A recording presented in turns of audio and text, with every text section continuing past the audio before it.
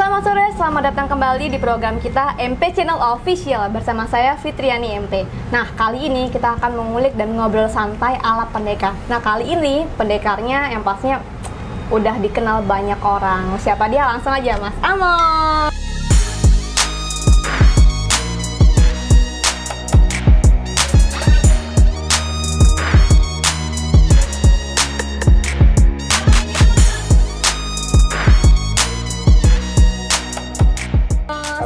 Halo Mas. Mas Amon sehat Mas? Ya, alhamdulillah sehat. Masih puasa?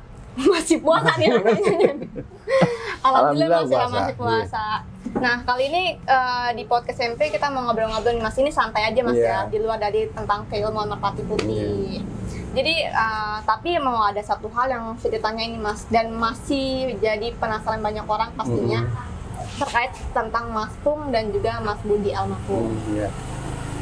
Waktu Mas Budi atau Mas Tung masih hidup nih Mas Amos pernah nggak sih Mas ngelihat kesaktian dari beliau gitu Mas secara langsung nih yang sampai sekarang nggak bisa banget itu dilupain? Ya kalau secara pribadi ya itu kami memang mempunyai waktu tertentu untuk apa namanya berlatih atau bertemu dengan Bapak almarhum itu. Kita memang apalagi pada saat kita tradisi itu kita mempunyai waktu tersendiri, hilang dari apa kerumunan gitu, kita jalan berdua atau bertiga di situ, kita ke pinggir pantai dan itu saya bisa menyaksikan sendiri. Ada beberapa Bapak yang orang mungkin tidak bisa lakukan, Bapak itu dengan mudahnya mamanya dorong air tadi sampai sini nggak taunya kita masuk ke laut tuh bisa 100 meter, 200 meter. Itu real atau Mas? Real itu ditahan itu. Tapi begitu dilepas, nah kita basah semua kayak gitu. Nah, hal-hal kayak gitu yang memang unik. Dan terakhir juga pada saat tahun berapa itu, saya masih kecil SMP. Ketika itu Bapak sedang dalam kondisi marah, bangun tidur masih pakai sarung, itu ada fotonya. Justru malah saya foto itu.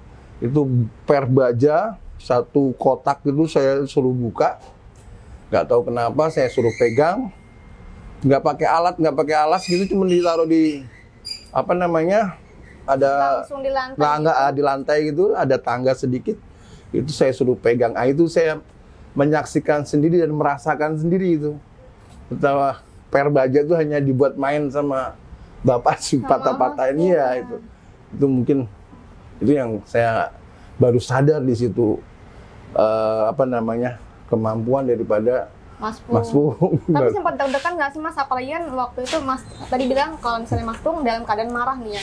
Jadi ada rasa deg-degan nggak sih ketika Mas Pung tuh ngelakuin hal-hal tadi? Sudah pasti ya deg-degan itu karena kita bingung, takut juga kena marah tuh. Iya pasti. kena kepret atau apa. Nah itu takutnya seperti itu. Cuman dalam situasi seperti itu saya percaya aja kalau Bapak pasti nggak akan inilah, pasti bisa mengontrol emosi ya namanya seorang pasti pendekar. mengontrol. Justru kan diadakannya per itu dia mengeluarkan supaya tidak ke orang, tapi justru ke sasarannya ke benda seperti itu. Kalau untuk Mas Budi sendiri Mas? Kalau Mas Budi sendiri ya, saya sering melihat juga justru ketika beliau ini sangat pintar sekali ya dalam menyusun program atau menyusun suatu apa namanya materi, khususnya waktu itu yang saya sangat terkesan di tunanetra. Mas Budi itu sangat luar biasa dan sering sekali membuktikan kemampuan getarannya ya dalam hal ini itu dengan siswa tunanetra kayak itu. Banyaklah contohnya waktu itu Mas Budi contoh sambil bercanda gitu, tahu apa ini anak habis dari mana mau kemana itu dibacain semua karakternya. Waduh. Tapi waktu itu waktu Mas Budi almarhum masih hidup, pernah nggak sih Mas kalau misalnya ketemu Mas Budi ada rasa deg-degan, kalau ditakut dibaca nih pikirannya? Iya pasti sama dengan Bapak ya, sama dengan Bapak. Ketika kita harus ketemu Bapak sama Mas Budi itu, udah jangan ditutup-tutupin. Aduh, kayaknya justru apa adanya aja, karena beliau kan tahu gitu. Mendingan apa adanya aja, nggak usah nggak usah diada-adain gitu. Berarti nggak pernah nih Mas yang namanya berbohong nih sama Mas Budi atau Mas Pung? Enggak, kalau kita justru kita diajarkan gitu ya, apa adanya. Kita walaupun kita dalam kondisi kondisi apapun, kita dipaksa untuk tetap supaya apa adanya lah gitu. Jadi ini yang terkenal kalau untuk Mas Budi itu terkenal dengan getarannya, dan Mas Budi itu untuk pematang benda keras. Kanuragan ya, kalau Bapak itu mungkin justru hampir semua. Mas Budi pun untuk mempertajam getaran itu juga arahan dari Mas Pung. Begitu, arahan dari Mas Pung. Kemudian Bapak memang mempercayakan salah satu yaitu kan kalau tutup mata itu salah satu pengembangan daripada getaran ya adalah tutup mata. Padahal getaran itu banyak sekali. Kayak tadi baca pikiran orang. Itu kita bisa membaca terus gitu. Telepati, terus kemudian rogo sukma dan sebagainya. Itu adalah salah satu pengembangan daripada getaran. Itu. Kalau Mas sendiri berarti bisa baca pikiran orang juga nih? Belum. Belum lah. Masih dalam proses Mas ya? Bapak nih ya, Mas Pong. Nah, untuk ngobrol lagi Mas, ini kan Mas Samsul punya 2 anak nih, kayak Mas Danang dan juga Mas Raka. Keduanya ini kan menjadi atlet ya Mas ya? Itu Mas yang mengarahkan atau memang kemauan mereka sendiri sih Mas? Ya, kebetulan sih waktu itu ketika mereka masih kecil saya tidak pernah paksakan. Justru kalau ada kegiatan saya ajak, pemain ada pas latihan bersama atau ujian itu, mereka seneng dengan om-omnya gitu. Akhirnya mereka mau pakai baju dan seragam, akhirnya mengalir begitu. Jadi berawal dari hanya diajak, kemudian mereka melihat, mereka tertarik sendiri gitu ya Mas ya. Gitu. Terus kan dua-duanya jadi atlet Mas, kayak Mas Raka, kemudian juga Mas Danang. Ada beban tersendiri nggak sih Mas ketika Mas Raka atau Mas Danang ini ikut pertandingan dan kalah gitu? Apalagi untuk Mas kan levelnya pewaris nih ya, kan yang punya merpati putih nih. Ketika anaknya kalah gimana nih Mas? Gimana nih gitu kan? Iya, ini pengalaman saya pribadi ya. Saya terus terang, saya nggak bisa tuh pakai tudung aling-aling gitu ya. Ketika saya harus membela anak saya di arena gitu, saya lepaskan tuh pewaris. Saya nggak mau duduk di VIP atau apa tuh. Kan ada biasanya saya turun ke lapangan langsung saya ikutin, saya coaching sendiri. Jadi official? Jadi official, bukan official ya. Jadi di sudut tuh ada saya ngarahin gitu loh. Karena ini adalah kalau buat saya adalah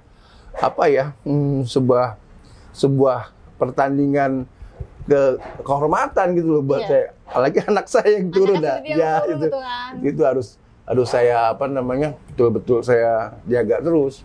Dan alhamdulillah ya, kalau Danang tuh terakhir dia masuk ke IPSI ya, IPSI DKI masuk sudah, cuman dia nggak terusin itu.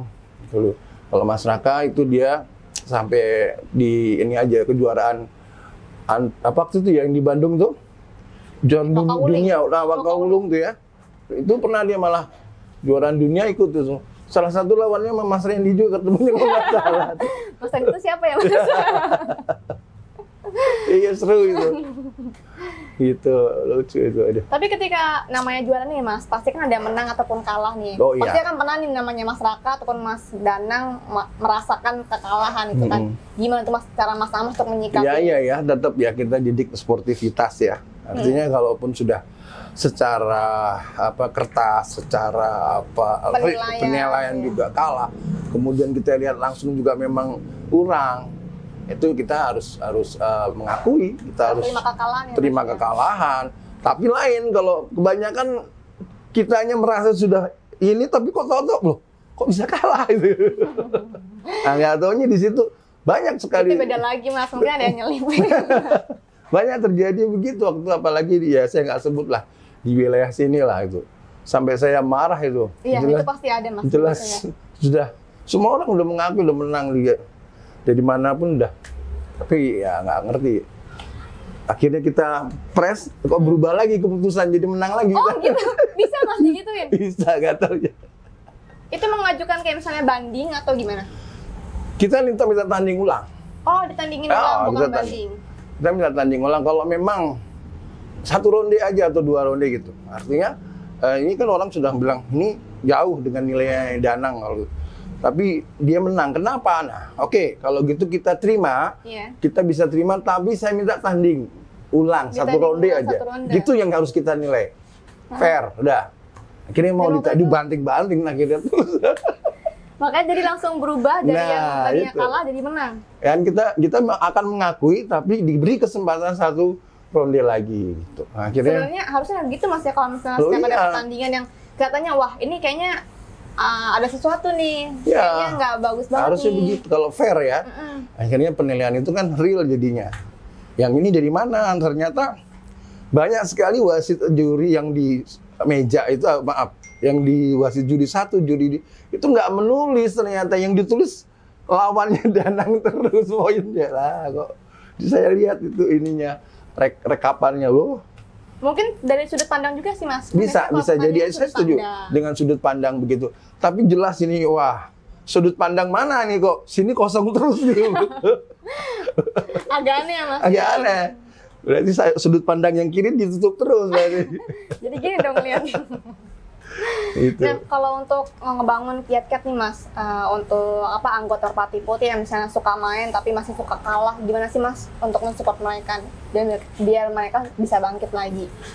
Kalau saya cukup ini aja ya, logika ya. Jadi kalau pertanyaannya kenapa kalau kita kalah, itu berarti ada sesuatu yang artinya kurang.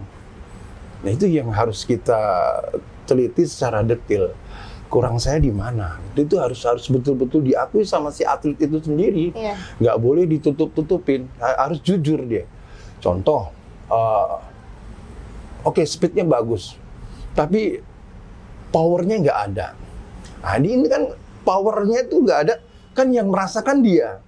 Harusnya kan, harusnya dia bilang power saya kurang, kayak dengan lawan dia seperti itu. Saya pasti kalah. Nah, itulah butuh kejujuran. Sehingga si pelatih ini tahu, oh kamu harus tendangan samping 1000 kali, berarti harus masih kurang kamu nih. Nah, sehingga dengan kejujuran itu, dia bisa minta si pelatih untuk lebih diperbanyak jam latihannya, atau apa, bentuk apanya yang diperbanyak. Itu banyak sih. Bisa diperbaharui ya. Asal kita tahu dan jujur daripada si atlet itu sendiri. Apa kurangnya? Nah, ketika itu sudah ditemukan, dia gampang. Tinggal formalikan. Dia punya materi apa, kita bikin materi yang lebih bagus lagi. Dikembangin lagi. Betul. Kan gitu, masalahnya itu kan hanya masalah kepelatihannya aja. Kemudian waktu. Tidak bisa kita waktu dengan singkat, dengan instan gitu maunya juara dunia, kan nggak mungkin. Ya itu mustahil deh. Mas Randy aja butuh waktu lama banget. Kan kayak gitu, butuh pengorbanan, butuh waktu, butuh semuanya deh. Nah, itu yang perlu disadari oleh setiap atlet. Oh, saya nih atlet. Itu tanggung jawab saya. Nah, harusnya begitu. Ya, jadi untuk sahabat MB kalau misalnya mengalami kayak misalnya masih suka kalah bertanding, itu harus introspeksi diri Mas ya. Bukan hebat, lawannya bukan hebat. Kitanya yang kurang latihan. Kitanya yang bisa jadi. Kemudian juga mungkin sama pelatih juga suka bohong. Betul. Ya kan, Mas? Misalnya disuruh push up nih berapa kali, dia cuma ngerjain berapa kali. Atau suruh lari di rumah kan, ketemu cuma seminggu 3 kali, di rumahnya suruh masing-masing kan. Ternyata dia nggak lakukan. Nah, itu nggak jujur kan dia. Itu hal itu kalau ketemu udah pasti bagus. Gitu. Asal ada keterbukaan, dan jujur si pelatih sama atletnya, itu aja. Intinya itu sih hubungan atlet dengan pelatih. Jadi pelatih itu juga enak memberikan materinya, si atlet juga melaksanakan dengan baik. Gitu. Nah, ada satu hal nih Mas yang saya mau tanya dengan Mas Amos ya. Mas Amos kan sekarang jadi seorang pewaris nih ya. Dulu waktu kecil cita-citanya apa sih Mas? Pernah bermimpi nggak saya mau jadi seorang pewaris, mental besarnya gitu? Kalau boleh jujur ya, saya malah nggak ada cita-cita pengen jadi pewaris. Ya. Saya malah dulu pengennya punya band, punya apa musik ya saya. Itu ada Mas Dimas teman saya juga ngeband. Suka ngedram berarti? Iya, gimana dulu waktu SMP saya juga ikut festival band gitu-gitu. Jadi sudah saya rintis sebetulnya. Tetapi di situ perjalanan ternyata harus lain ya kan, karena memang sudah menjadi apa kalau gitu garis saya itu tuh harus di Merpati Putih, karena ketika hak penerus itu diberikan ke kakak saya, Mas Denny itu tidak siap menerima atau tidak mau, sehingga kepewarisan untuk Merpati Putih itu diberikan ke saya. Itu yang saya kaget malah, kok malah saya. Harusnya jadi anak band. Nah, paling kecil padahal saya kan ada kakak saya ada 2. Harusnya kan ke beliau kan, tapi nggak tahu kenapa Mas Denny atau Bapak malah nunjuk saya. Gitu. Jadi emang ada silsilahnya, emang harus Mas Amos itu yang jadi seorang pewaris? Atau gimana tuh Mas ceritanya? Nggak tahu ya, mungkin penilaian tersendiri dari almarhum Bapak. Di samping itu juga saya, suka di lapangan ya, suka memang di jalanan, suka berkelahi, suka berantem gitu. Mungkin dilihat juga dari Bapak itu, akhirnya suruh latihan Merpati Putih ketika itu ya. Itu masih SMP kalau nggak salah. Dulu Mas Amos suka berkelahi juga nih, kayak Mas Pung? Masih muda, bawaan jiwa muda? Sedikit hanya sama tapi nggak tawuran lah ya. Sama preman-preman atau gimana tuh? Sama preman, sama temen-temen yang memang ya nggak inilah yang agak-agak gimana gitu. Kayak misalnya disenggol atau gimana tuh? Tiba-tiba jadi. Saya baru tahu loh Mas, kalau Mas Amos dulu suka berantem juga. Ya itu karena naluri ya, darah itu naluri. Naluri dari almarhum Mas ya. Saya baru sadar juga, iya ya, ternyata mungkin juga. Ini sampai ke bawah, sampai anak-anak ya, ke Mas. Nah itu saya seneng banget di arena didik anak saya untuk terjun di fight itu kan, salah satunya itu. Mungkin garis dari situ gitu. Saya juga baru sadar kemarin, oh iya. Kira-kira gitu. Kalau untuk yang berkelahi tadi itu waktu Mas Amos waktu sudah mengikut Merpati Putih kah, atau masih yang jiwa-jiwa labil gitu? SMP itu belum, juga udah berantem. Kemudian masuk MP, tambah sering lagi berantem. Oh jadi sebelum masuk MP malah udah suka berantem? Iya, justru saya dulu, kalau boleh jujur saya pengen masuk taekwondo. Oh, taekwondo. SD itu ada taekwondo. Di SD saya 01 Gunung di Jalan Bumi itu, di Majestic. Itu lucu ceritanya. Jadi ketika itu saya kelas 5, lawan saya kelas 6. Berantem lah, kita main bola terus berantem kalau nggak salah gitu. Nah, dia ngeluarin jurus-jurus taekwondo gitu. Wah gitu. Saya bagus juga nih. Saya sampai takut banget. Yeah. Untungnya ya namanya ini kan refleks, saya hantam dulu, buak gitu. Jatuh sekali gitu loh. Nah itu sampai dipanggil guru, kamu apain mau sampai hancur deh. Saya sekali. Belum ikut MP? Belum itu. Nah akhirnya malah saya diketawain itu cerita sama bapak gitu. Bapak ketawa gimana tuh? Jadi pas kebetulan itu kayak gini, ada teman-teman bapak lagi, kalau nggak salah habis latihan gitu. Saya cerita kemarin hari Sabtu Pak, saya berantem. Saya mau masuk dong Pak, ikut taekwondo itu. Wacau gitu. Bapak ketawa loh. Kenapa? Ya kemarin saya berantem, saya lihat jurus bagus, tendangannya bagus. Itu diketawain semua sama anggota bapak. Saya belum tahu kalau itu anggota bapak atau gimana. Kamu nggak tahu bapak kamu ini siapa berarti? Belum kenal. Belum. Nah di situ baru saya diajak, sudah kamu besok ikut latihan Om. Om latihan di SGO situ di Majestic ya Bayoran. SGO itu kalau nggak salah ada Mas Jagat, ada Mas apa itu. Saya masih ingat pelatih saya. Akhirnya saya latihan di situ SMP kelas 2 itu kalau nggak salah. Dari situ terus ikut latihan MP sampai sekarang. Tapi ngerasain dilatih sama Bapak langsung nggak sih? Sama Mas Pung langsung? Ya itu tadi, pada saat kita ada acara tradisi, kita nyolong waktu sebentar. Itu. Dan situ puncaknya Mas Amos tuh ngelihat kayak misalnya apa sih kehebatan Mas Budi yang jarang banget dilihat sama orang gitu. Di situ kita punya waktu tersendiri. Kita ngilang, atau bahkan sebelum anggota datang pun kita kan seminggu sebelum tradisi kita udah di Jogja. Sebelum UKT juga Bapak sudah, kita sekeluarga sudah di sana. Kita sudah main di Parangkusumo, kita sudah ke Jogja dan bolak-balik gitu. Nah, disitulah waktu kita lebih banyak dengan Bapak sama Mas Budi. Tuh. baru kita lihat itu, oh kayak gitu. Kalau untuk kehebatan Mas Pung sendiri, Mas, hanya Mas Amos dan Mas Hemi doang yang ngeliat, atau ada teman-teman dekatnya sih yang bisa jadi saksi hidup perjalanan apa sih, kayak misalnya kehebatan kesaktiannya Mas? Banyak Pung, ya, gitu. banyak. Contoh kemarin baru dari Jogja kita mampir ke tempatnya Mbah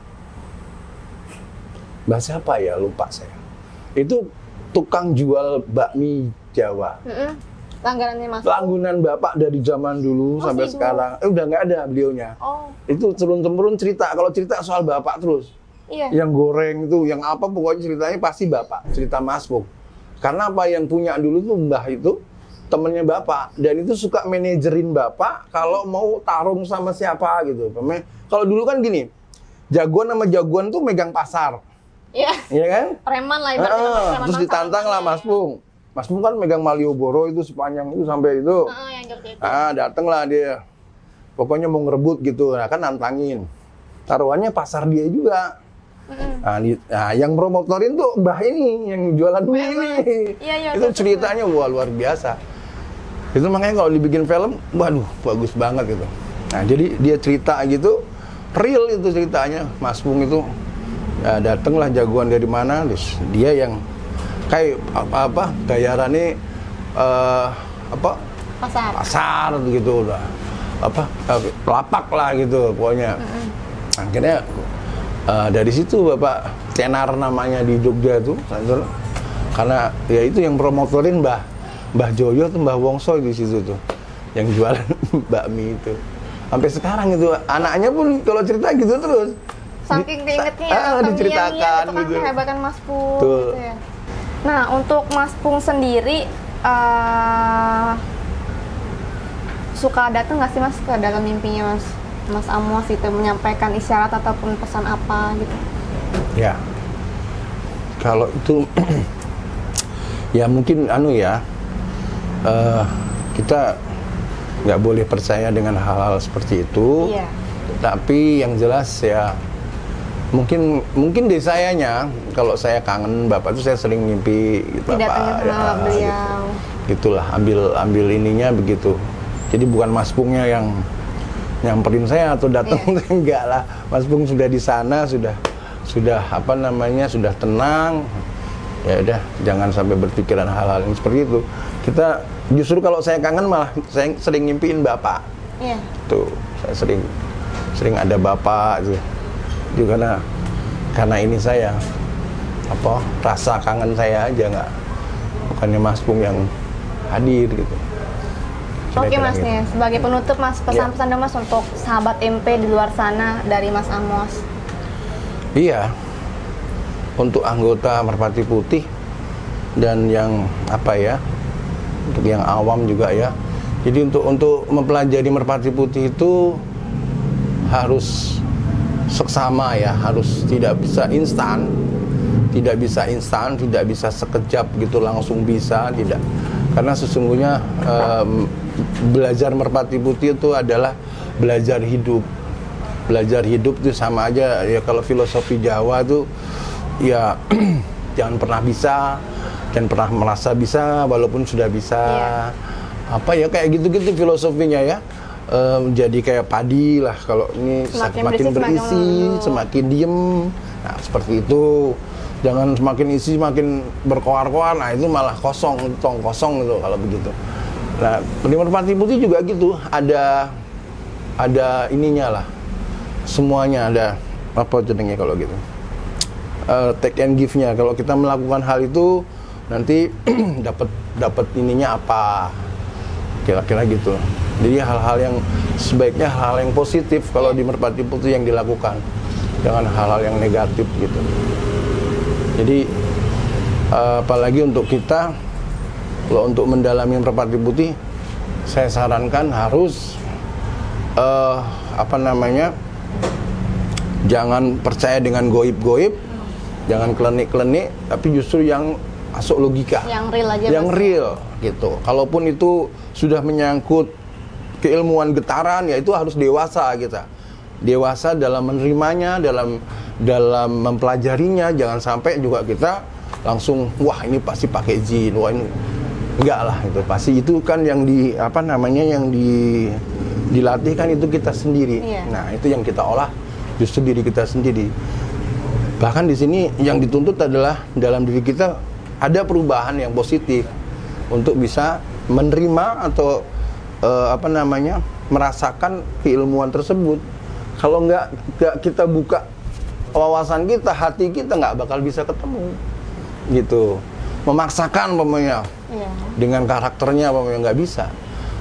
Ilmu ini ada karakternya. Harus kita tahu dulu karakternya kayak seperti apa, baru ide bisa kita terima. Jadi gitu. Harus ngalir aja, diikutin step by step ya Mas. Betul, step by step, terus saling dirasakan, oh ini cocok, nah oh ini bisa. Karena kan nggak semua orang juga kayak misalnya anggota merpati putih bisa getaran. Betul. Karena setiap orang tuh pasti punya kelebihan dan kelemahan masing-masing. Ada yang bisa getaran tapi kurang nih untuk fight-nya atau kurang di mananya, seperti itu. Jangan patah semangat juga kalau nggak bisa getaran, terus nggak bisa lah belajar merpati putih. Oh masih banyak ilmunya. Masih banyak ilmu lain ya Mas? Iya, banyak sekali. Masih banyak yang belum kita kurikulum kan banyak, belum kita bakukan juga banyak. Oh masih banyak. Jadi ntar setelah ini mungkin kedepannya bakal ada ilmu-ilmu baru ataupun kurikulum baru Mas. Betul, kurikulum. Tapi kurikulum itu yang jelas ya harus mengikuti perkembangan teknologi. Jangan hal-hal yang goib. Nah itu pokoknya saya wanti-wanti gitu. Tidak ada merpati putih yang hubungannya dengan goib. Nanti rame lagi Mas kalau yang goib. Nah, makanya contohnya ada kita pukulan jarak jauh, ada inilah. Ayo kita buktikan, kita teliti dulu sebelum kita sebelum kita share. Jangan sampai itu jadi jadi perdebatan banyak orang. Aja pakai jin, ini pakai bantuan kan gitu. Begini, klinik segala macam. Yang jelas ada pukulan jarak, jangankan pukulan jarak jauh, ditembak jarak jauh aja bisa, diguna-gunain disantet aja bisa kan gitu. Tapi kan pakai alat bantu itu.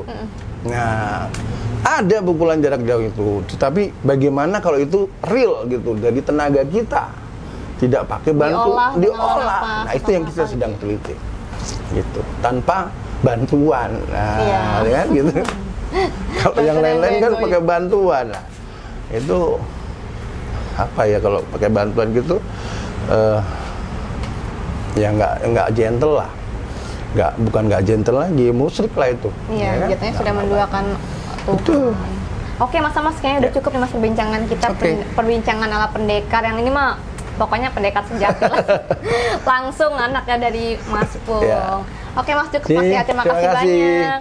Oke sahabat tempe, nanti kita bakalan bincang-bincang lagi dengan next bintang tamu dan ditunggu di next episode. Dadah.